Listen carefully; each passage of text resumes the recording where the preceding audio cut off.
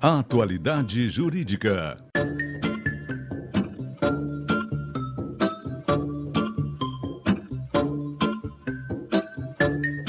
Com Odilon Garcia Júnior e Ivone Garcia. Estamos chegando com mais um Atualidade Jurídica. E sempre lembrando você que está nos assistindo, a gente convida sempre profissionais que entendem muito bem desses assuntos que a gente debate. Hoje vamos falar de plano de saúde e o custeio de medicações. Para isso estão conosco a doutora Sabrina e o doutor Alberto Rosman. Vocês, por isso que eu os convidei, vocês entendem muito desse tema. E vamos debater um pouquinho para que o nosso telespectador fique mais esclarecido, doutor Alberto, é isso? Claro que sim, Guaraci. O que ocorre? Essa é uma situação que ela demanda um número expressivo de processos na justiça, porque existem nesses contratos situações que são excludentes de responsabilidade. Naturalmente que a pessoa faz um plano para que tenha uma proteção e não espera, por uma questão humana, que fique doente a qualquer momento, mas isso acontece.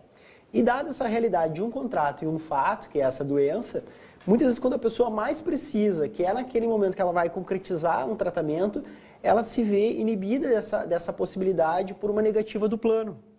E o que nós estamos trazendo hoje é uma situação específica com relação a medicamentos que dizem respeito a tratamentos de doenças específicas que, de modo comum, a gente acaba enfrentando no judiciário, sobretudo doenças como tumores, neoplasias, câncer, enfim, todo esse cenário que a pessoa acaba enfrentando e que hoje vem sendo entendido pela justiça no sentido de que o plano, sim, ele é obrigado a fornecer esse medicamento, porque esses medicamentos eles compõem o tratamento. Claro. Então, quando eu contrato o tratamento exige o medicamento, consequentemente, e por uma questão contratual, que geralmente são contratos de adesão e, portanto, vinculação ao consumidor, eu tenho que outorgar a ele essa possibilidade e conceder esse benefício, que é o medicamento. Doutor Alberto, como diz o doutor Odilon, sempre a melhor coisa é a prevenção. Para isso a gente tem esse quadro aqui. Com toda certeza. Que bom. Doutora Sabrina, muito bem-vinda aqui ao nosso programa. Como localizar o tema de hoje na realidade dos nossos telespectadores?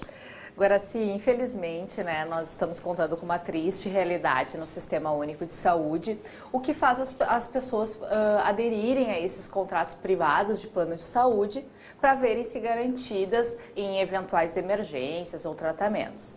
Na verdade, o que ocorre é que essa utilização pelo consumidor está sendo um pouco mais exigente. O consumidor ele vem buscando a análise desse contrato e exaurir todas essas coberturas, como é o tema de hoje, inclusive para medicações para dar andamento a diversos tratamentos que são solicitados para as patologias, para as doenças que são previstas contratualmente.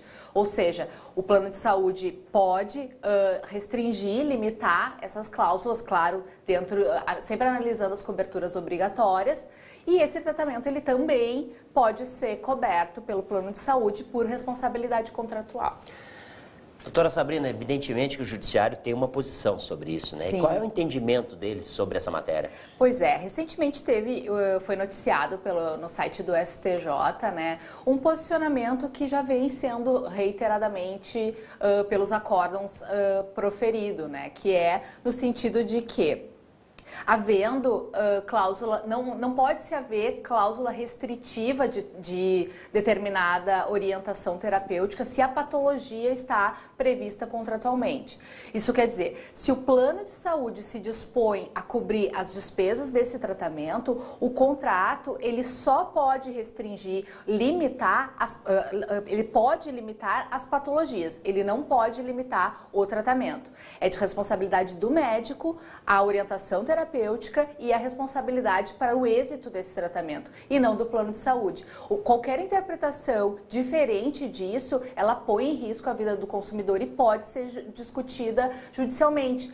Ou seja, ainda que se considere a possibilidade desse contrato limitar as patologias, essas cláusulas elas têm que estar em evidência, elas têm que ser de fácil compreensão desse consumidor e elas não podem restringir a forma terapêutica prescrita pelo médico.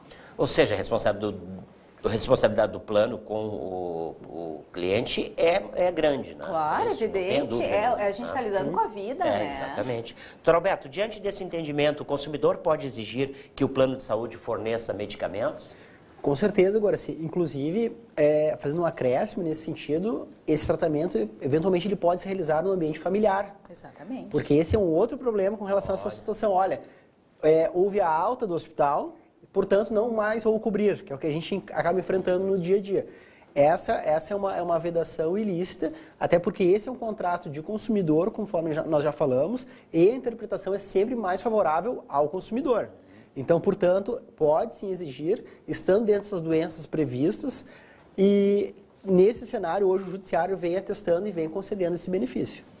E, doutora Sabrina, como é que fica a situação de medicamentos internacionais, na verdade, isso, né? Isso. Esses são os tratamentos, né, que não são elaborados em território nacional ou que, porventura, não tenham passado pelo registro na Anvisa, né?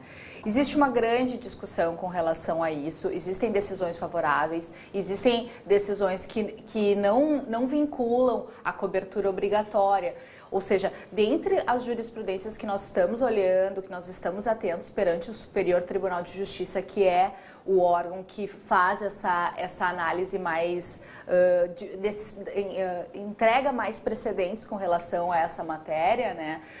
Com relação à jurisprudência de lá, o maior entendimento é de que os medicamentos internacionais que não são registrados, que não foram analisados pela Anvisa, elas a princípio não tem a cobertura obrigatória, mas existem muitas outras decisões que estão indo favoravelmente ao consumidor e isso essa é a nossa grande saída, né, para discutir judicialmente, porque às vezes os consumidores ficam tão afastados desse tratamento ou da disponibilização, na verdade, desse tratamento, que não conseguem arcar. E aí o êxito de todo um procedimento, como é o caso das próteses, o êxito desse tratamento ele está vinculado ao material que infelizmente que não é produzido aqui no Brasil, né? E aí dificulta, acaba colocando em risco esse consumidor por uma entrave de registros, enfim, que merece a análise mais pontual do caso a caso.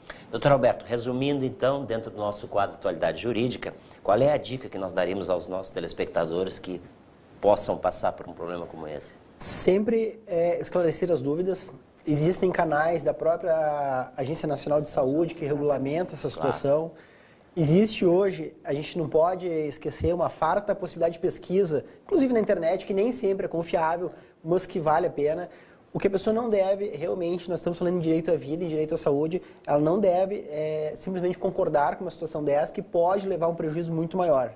Ela é sua família. E sempre tem solução, sempre tem solução. É importante que a gente sempre comenta que não existe qualquer direito absoluto. Sim. Mas também não existe nenhuma negativa absoluta. Então vale a pena ir um pouco adiante, analisar se aquela negativa de fato ela procede ou se não é uma mera... a gente acaba percebendo essa resistência desses órgãos no sentido de não considerar o tratamento porque ele é caro, ele é oneroso. Claro. Mas a pessoa pagou para aquilo ali. Então ela pode sim exercer, ela deve buscar e sobretudo não ficar com dúvidas. Claro. Deve buscar, existem os meios, canais para isso e com certeza ela vai conseguir esclarecer. Aqui fica uma pergunta do programa. Quem de você que está nos assistindo que ainda não passou por uma situação dessa ou teve alguém conhecido que não passou? Né? Com toda certeza. Tem pessoas que passam por isso. Com certeza. Diariamente. Diariamente. Isso aí. Para isso a gente tem o Atualidade Jurídica, discutindo hoje o plano de saúde e o custeio de medicamentos. Não é, doutora Alberto, doutora Sabrina? Que bom. Qualquer coisa a gente volta ao tema de novo, se for preciso, não é isso? Com certeza. Estamos à disposição. Esse foi, então, o nosso Atualidade Jurídica, contando com a presença de profissionais como a doutora Sabrina Moleto e o doutor Alberto Rosma, que são profissionais do Garcia e Garcia Advogados Associados. Estão conosco aí para justamente esclarecer os problemas que você possa ter no dia a dia. É isso, né? É isso aí. Obrigado. Muito obrigado. Volte sempre ao programa também. Muito obrigado. Esse foi o nosso Atualidade Jurídica, agradecendo, então, a sua valiosa audiência. Esperamos encontrá-lo no próximo programa. Até lá.